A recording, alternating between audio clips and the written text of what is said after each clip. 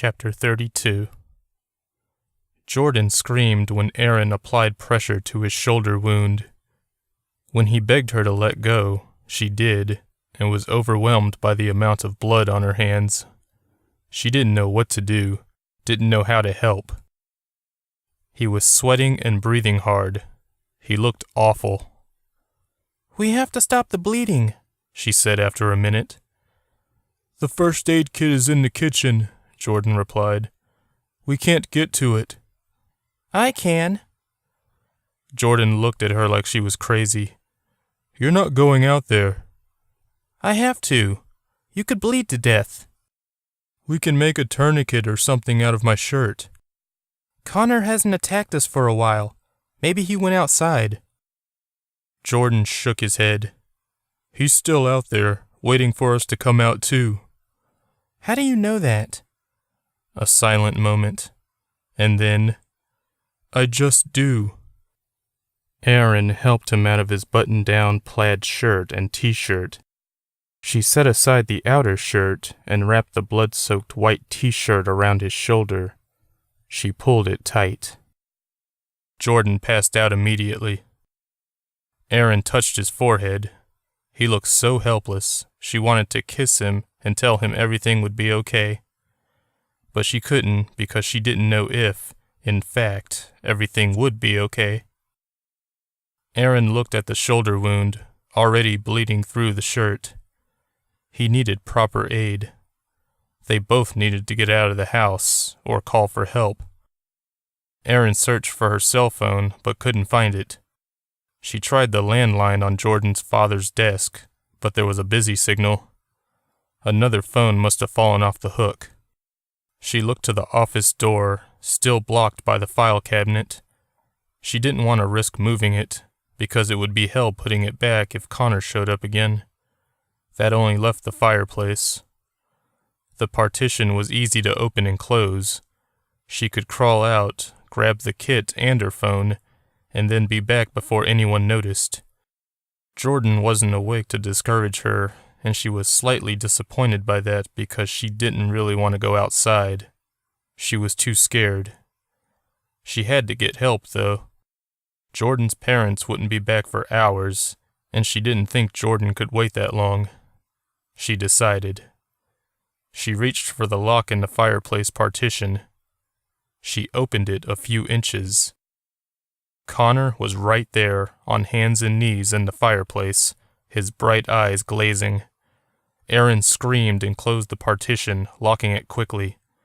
Her breath came in such fierce gasps she feared she'd pass out.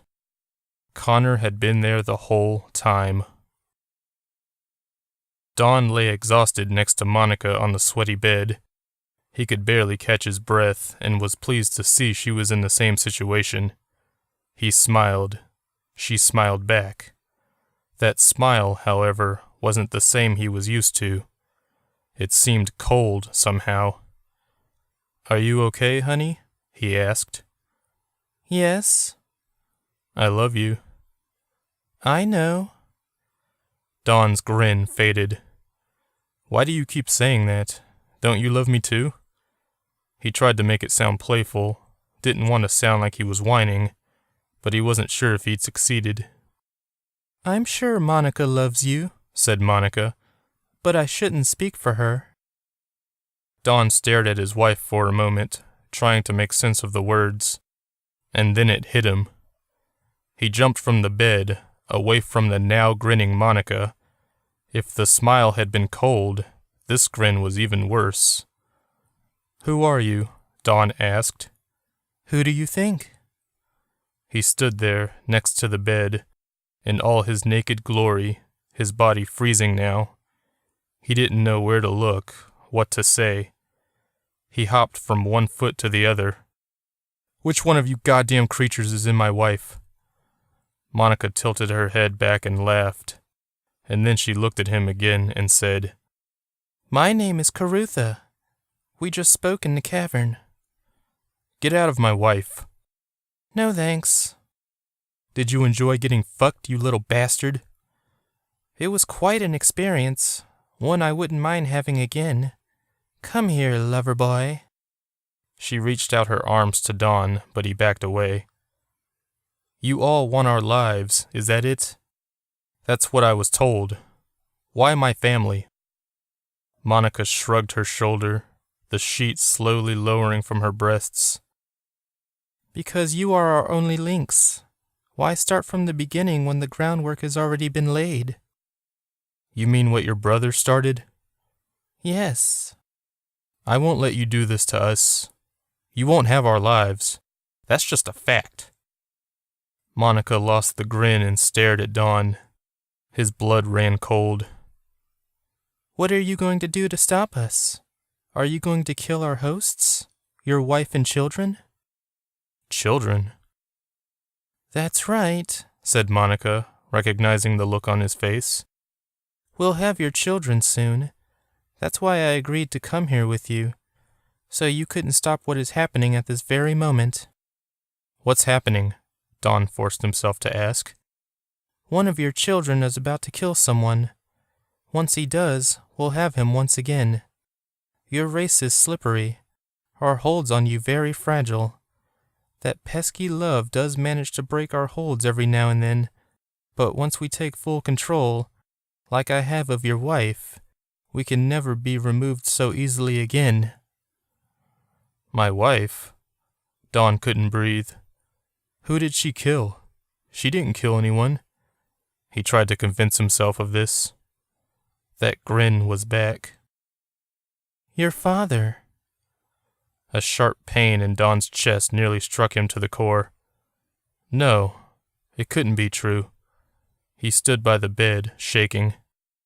The room took on a terrible smell, like rotten meat and ammonia, but he wasn't sure if it was real or imagined.